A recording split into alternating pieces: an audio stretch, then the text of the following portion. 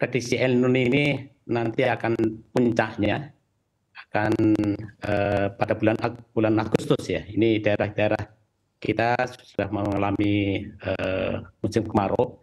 Jadi khususnya dari kami dari Kementerian Pertanian, Ditjen PSP menyiapkan sarana-sarana produksi yang dibutuhkan dalam rangka untuk antisipasi El Nino ini.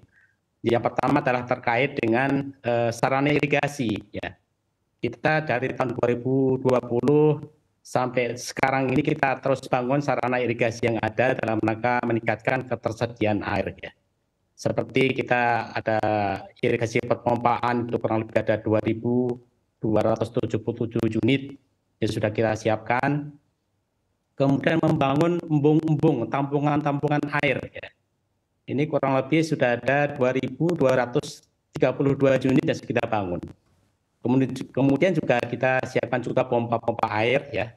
Ada 21.000 pompa air yang dapat dimanfaatkan untuk menyedot air untuk mencukupi kebutuhan irigasi tanaman kita ya. Baik itu misalkan tanaman pangan atau perkebunan kopi dan sebagainya. Jadi sarana-sarana ini telah kita siapkan jauh-jauh hari dan tentunya dengan adanya El Nino ini dapat kita manfaatkan dengan sebaik-baiknya.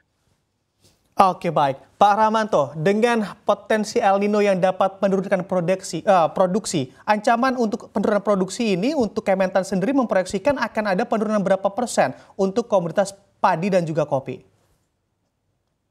Jadi El Nino ini tidak hanya tahun sekarang ini. Beberapa tahun belakang kita sudah menghadapi juga El Nino ini. Seperti yang paling tinggi itu di tahun 2015. Kurang lebih itu ada 6.000 hektar sawah kita yang terkena kekeringan. Namun dengan upaya-upaya yang kita lakukan, ini hanya 200 yang mengalami poso. Ya, artinya yang 400 itu dapat kita selamatkan.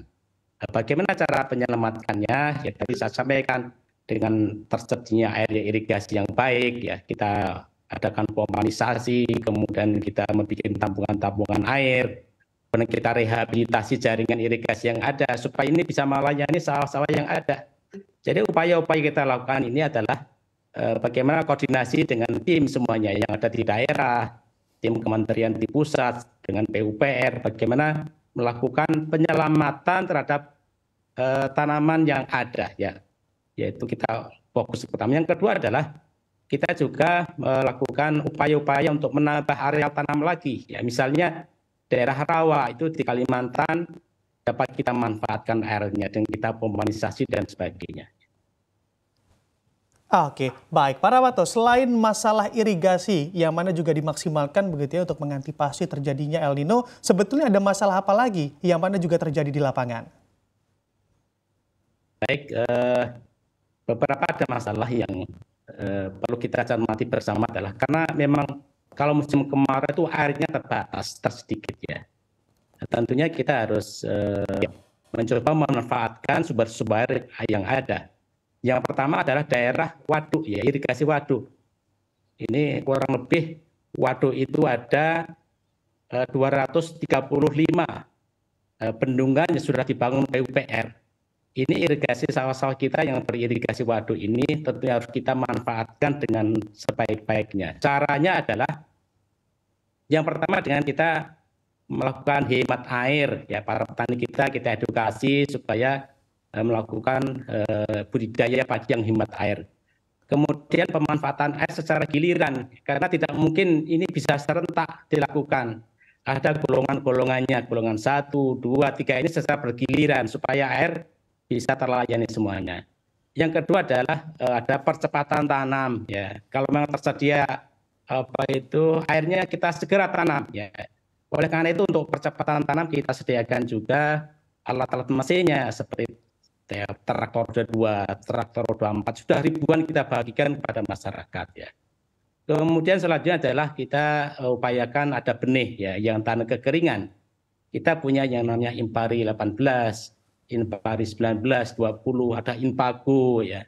4, 5, 6, 8 ini tentunya benih-benih yang tahan kering ini dapat kita optimalkan ya.